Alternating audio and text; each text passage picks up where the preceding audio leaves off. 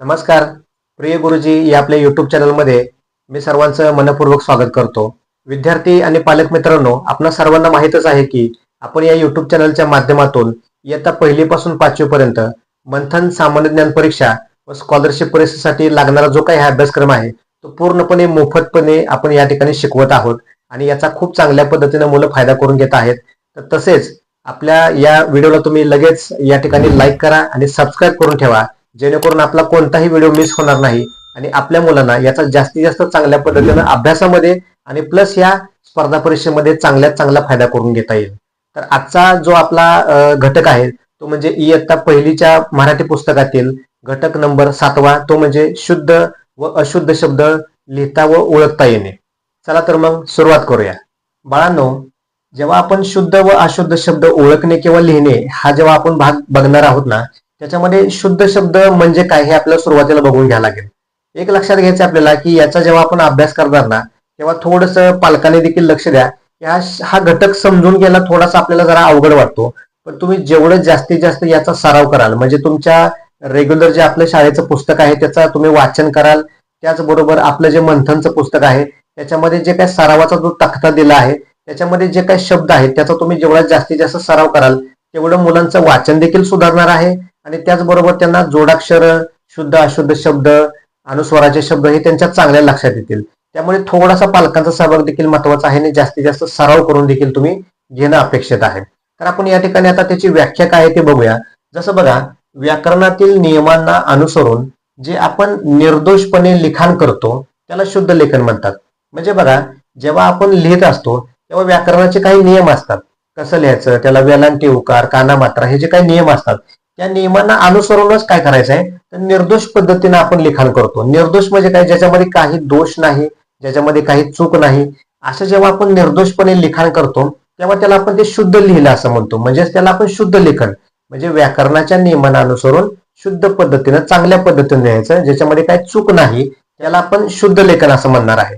मग बाळांनो, जेव्हा आपण हे शुद्ध लेखन करणार तेव्हा शुद्ध लेखन करताना अनुस्वार, ऱ्हस्व, दीर्घ या गोष्टींचा देखील आपल्याला विचार करावा लागतो. जसं या ठिकाणी मी उदाहरण दिलेलं आहे बघा. आपल्याला अनुस्वार म्हणजे आपण शिकलोय, आपला पाठीमागचा व्हिडिओ त्यासाठी तुम्ही नक्की बघा. त्याच्यामध्ये तुम्हाला शब्द कसे वाचायचे, अनुस्वार कसा असतो, त्याचबरोबर जोडाक्षराचा देखील जो आपला व्हिडिओ आहे तो देखील बघा. त्याचा देखील तुम्हाला या शुद्ध आणि अशुद्ध शब्द लेखनामध्ये तुम्हाला फार चांगल्या पद्धतीनं फायदा होणार आहे. की त्यामुळे ते दोन्ही व्हिडिओ तुम्ही 2-3 वेळा चांगल्या पद्धतीने बघा, तुमच्या ह्या कन्सेप्ट सगळ्या क्लिअर होऊन जातील. आता बघा, या ठिकाणी हा अनुस्वार आहे. तर अनुस्वार म्हणजे काय, तर आपल्याला माहित आहे बघा की ज्या शब्दाचा उच्चार करताना त्याचा उच्चार हा आपल्या नाकातून होतो, बरोबर, त्याचा उच्चार आपल्या नाकातून होतो, त्याला आपण अनुस्वार असं म्हणतो. आणि मग ह्या अनुस्वार दर्शनासाठी काय केलं जातं तर त्या शब्दाच्या वरती अशा प्रकारचा टिंब किंवा एक बिंदू दिलेला असतो आणि त्यातून हे अनुस्वार आपण दर्शवतो. म्हणजे आता उदाहरण बघा, आपल्या मोबाईल असतो घरामध्ये, तो मोबाईलला फोन आला, कोणीतरी कॉल केला की तो व्हायब्रेट होतो. तसंच जेव्हा आपण हे अनुस्वाराचे शब्द वाचतो ना, तेव्हा जर आपण आपल्या नाकाला हात लावला ना तर आपलं नाक सुद्धा व्हायब्रेट होतं, तर थोडंसं असं व्हायब्रेट झाल्यासारखं जाणवतं आपल्याला. म्हणजे उदाहरण बघा, तुम्ही नाकाला हात लावून बघा, रंग हा शब्द म्हणा, बघा करून बघा, रंग म्हणजे या ठिकाणी आपलं नाक व्हायब्रेट झाल्यासारखं झालं. म्हणजे फोन आल्यावर जसं मोबाईल व्हायब्रेट होतो ना, ओके, तसं आपलं नाक देखील व्हायब्रेट होतं. म्हणजे बघा, रंग, गंध, अंधार, बघा तुमचं नाकाला हात लावलं की तुम्हाला लक्षात येईल. मग हे शब्द जे आहेत ना हे अनुस्वार असणारे शब्द आहेत. तर हे आपल्याला शुद्ध आणि अशुद्ध शब्द लिहिताना किंवा ओळखताना आपल्याला हे शब्द लक्षात घेणं गरजेचं आहे. त्याच्या पुढे बघा, आता ऱ्हस्व आणि दीर्घ अशा 2 पद्धतीचे इथं आपल्याला शब्द दिसत आहेत. मग आता ऱ्हस्व म्हणजे काय असतं बघा, जेव्हा उकार आणि वेलांटी ह्या 2 गोष्टी असतात बघा, तर पहिला उकार असेल किंवा पहिली वेलांटी असेल तर त्याला आपण ऱ्हस्व म्हणतो आणि दुसरा उकार किंवा दुसरी वेलांटी असेल तर त्याला आपण दीर्घ म्हणतो, बरोबर. मग आता बघा, ऱ्हस्व म्हणजे काय असतं तर या ठिकाणी शब्द आहे बघा, दिवाळी. आता लक्षात घ्या, दिवाळी हा जो शब्द आहे ना या ठिकाणी आपण कसं म्हणतोय, दिवाळी. आता या ठिकाणी दी हा शब्द आपण पटकन उच्चारला, दिवाळी, दिवाळी.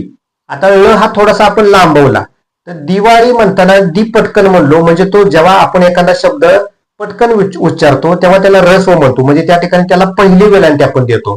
पण दिवाळी, ळी आपण थोडीशी लांबवली, दिवाळी, ळी असं आपण म्हणलो, म्हणजे या ठिकाणी काय होतं, जेव्हा एखादा शब्द आपण असं लांबवतो ना थोडासा, त्याला दीर्घ म्हटलं जातं. तेव्हा काय होतं, ळी म्हटलं म्हणून तो त्याला दुसरी वेलांटी येणार आहे.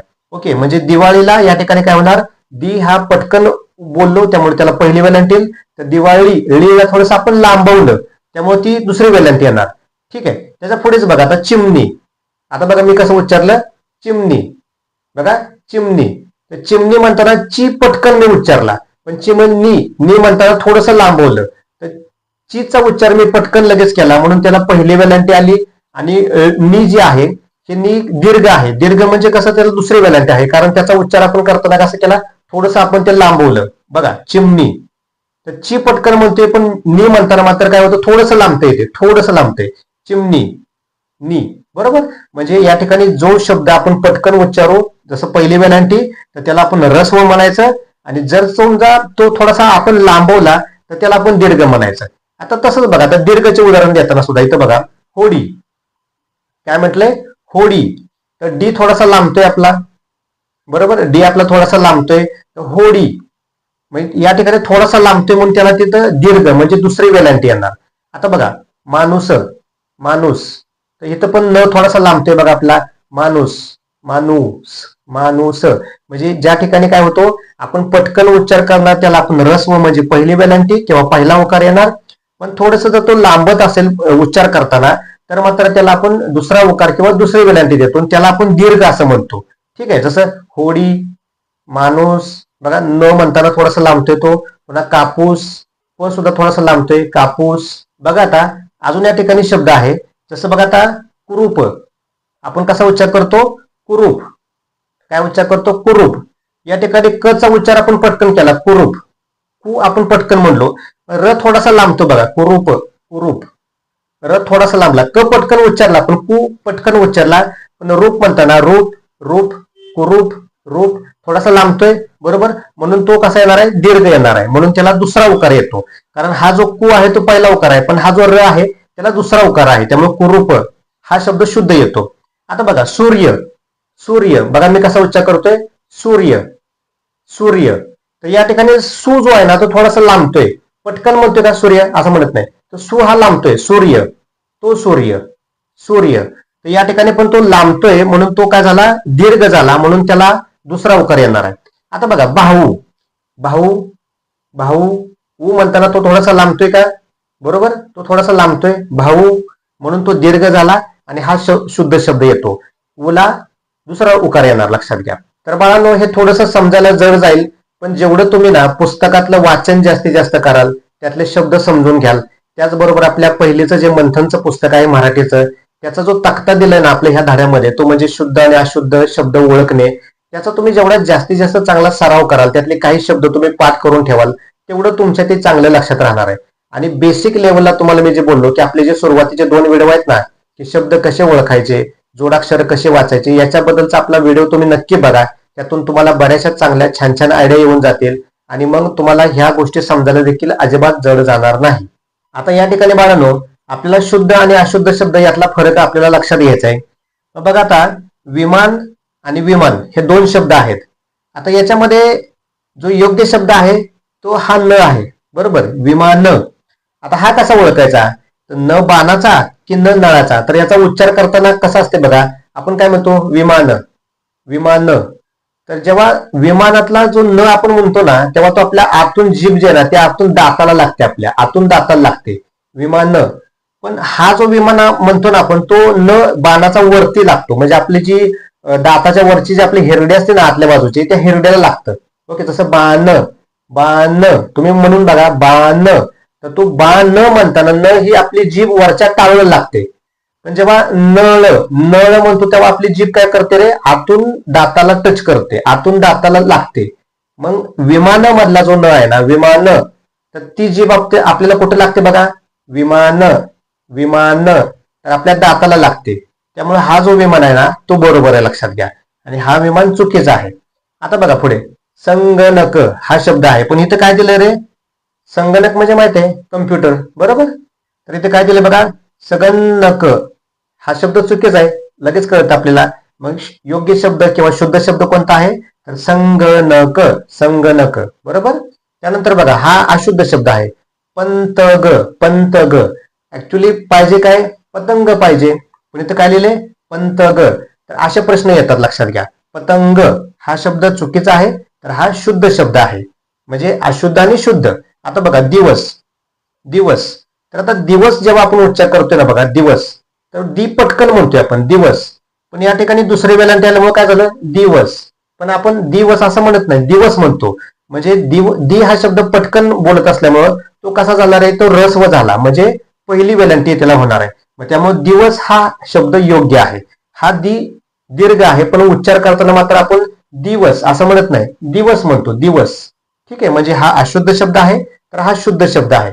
पुढे बघा, या ठिकाणी दूध आहे, दूध, बघा दूध, तर या ठिकाणी दूध म्हणताना दूध थोडासा आपला लांबतोय, तो दीर्घ आहे, म्हणजे दुसरा उकार त्याला येतोय, दूध, दूध, म्हणजे दू हा थोडासा लांबतोय, आणि हा जो दू आहे तो पहिला उकार आहे. तर आपण दूध म्हणताना दूध असं पटकन म्हणत नाही, दूध, दूध, दूध, म्हणजे दू थोडासा दूध, दू असा लांबतोय आपला, म्हणून तो काय झाला, तो दीर्घ आहे, आणि त्यामुळे हा अशुद्ध शब्द आहे, हा शुद्ध शब्द आहे. त्यानंतर बघा, ही काय आहे, मुंगी, मुंगी. आता बघा मी उच्चार करताना मुंगी, तर गी हा लांबतोय आपला, बरोबर, गी हा काय होतोय, लांबतोय. तर त्यामुळे ही जी रस्व आहे ते चुकीचं आहे, कारण मुंगी म्हणताना तो गी लांबतोय ना, तर मुंगी हा शब्द शुद्ध आहे. आता बघा पुढचा शब्द मंथन, तर या ठिकाणी आपण काय म्हणतो, मंथन. आता तुम्ही उच्चार करून बघा, मंथन, तर आतून जीभ आपली दाताला लागते, बरोबर, आतून जीभ आपली दाताला लागते. पण हा जो न बाणाचा कुठे जीभ लागणार आहे, तर दाताच्या वरती ज्या हिरड्या आहेत आतल्या बाजूला तिथं लागणार आहे. तर त्यामुळे हा शब्द चुकीचा आहे, कारण मंथन हा न असा लिहितात, मंथन, म्हणजे जीभ आपली दाताला लागली पाहिजे. दाताला कधी लागणार, जर न आपल्या नळाचा असेल तर लागणार, म्हणजे न बाणाचा चुकीचा आहे, हा अशुद्ध शब्द आहे. तर मंथन हा शब्द योग्य आहे, बरोबर, शुद्ध आहे. त्यामुळे मंथन हा शब्द योग्य आहे, शुद्ध आहे. आता बघा शेवटचा, तिकीट, तिकीट, तिकीट, आपण काय म्हणतो, तिकीट म्हणतो, पिक्चरला जातो आपण तिकीट काढतो, तिकीट. तर या ठिकाणी बघा, तिकीट क म्हणताना आपण थोडासा काय करतोय, लांबवतोय बघा, तिकीट, की, तिकीट, तिकीट, तिकीट. तर या ठिकाणी काय होते, ती बरोबर आहे, पण कीला दुसरी वेलांटी पाहिजे, कारण की हा लांबतोय आपला, तो दीर्घ पाहिजे.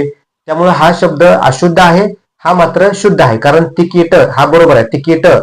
क हा आपला लांबतोय थोडासा बोलताना, म्हणजे तो दीर्घ आहे, त्यामुळे हा शब्द आपला शुद्ध आहे. आणि पुन्हा एकदा मी बालक मित्रांनो सांगतो, तुम्ही जेवढं जास्तीत जास्त पुस्तकातलं वाचन कराल, आणि आपल्या मंथनच्या पुस्तकामधील जो सरावाचा तक्ता दिला आहे त्याचं जेवढं तुम्ही वाचन कराल, तेवढं तुम्हाला जास्त हा घटक व्यवस्थित समजणार आहे. लक्षात आलं? पुन्हा एकदा मी सांगेन तुम्हाला की आपल्या या चॅनलला तुम्ही जास्तीत जास्त लाईक करा, सबस्क्राईब करा, जेणेकरून कोणता व्हिडिओ आपला तुमच्याकडून मिस होणार नाही. आणि तुम्हाला हा आपला व्हिडिओ कसा वाटला मला नक्की कमेंट करून कळवा. थँक्यू.